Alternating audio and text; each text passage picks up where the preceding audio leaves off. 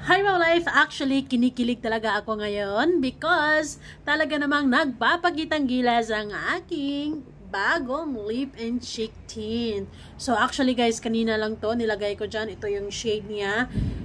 Pero nga hanggang ngayon ay nagpapakitang gilas pa din. Kung mapapansin nyo, yung tissue ko punong-puno na. Kasi, pinapahid-pahid ko na ganyan. Pero talagang hindi eh. Talagang pinatunayan yung long-lasting, di ba? So, sa mga budgetarian dyan, at naghahanap ng affordable lip tint na talaga namang sulit na sulit, ito na yon. 30 pesos only, di ba? Grabe naman. 10 ml na yan, ha? And, flavor bubble gum. Talagang ang bango-bango niya, guys. And you can use this as your lip and cheek tint.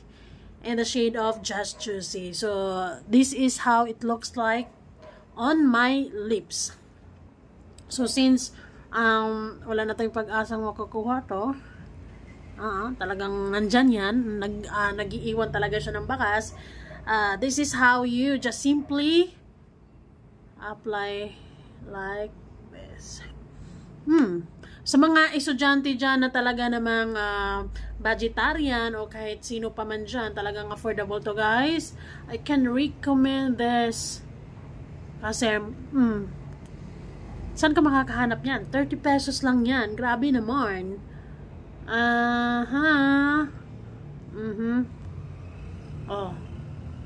See? So, hindi ka na nagmumukhang pale.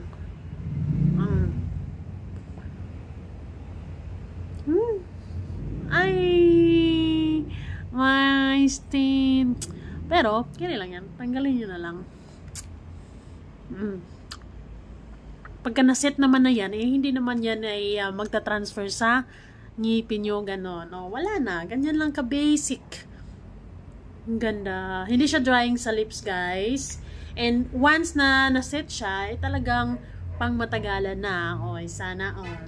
So, this is Wow Life Kiss Lip and Cheek Tint. Bili na, 30 pesos lang, dali.